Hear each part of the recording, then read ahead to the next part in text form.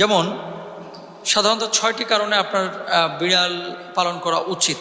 1 number, বিড়াল যদি বাড়ির মধ্যে থাকে, আল্লাহ রাসূল সাল্লাল্লাহু আলাইহি ওয়াসাল্লাম যেহেতু তিনি পছন্দ করেছেন, সুতরাং রাসূল সাল্লাল্লাহু আলাইহি ওয়াসাল্লামের পছন্দের প্রাণী আপনার বাড়িতে আছে, মানে আল্লাহর রাসূল যে প্রাণীটাকে পছন্দ করেছেন সেই প্রাণীটা আপনার বাড়িতে ফেরেশতা নিয়ে আসবেন।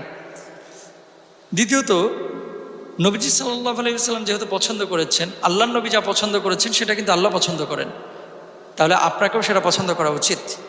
3 নাম্বার, আল্লাহ রাসূল সাল্লাল্লাহু আলাইহি ওয়াসাল্লাম ভালোবেসেছেন, তার মানে বিড়ালকে ভালোবাসা এটা সুন্নাহ।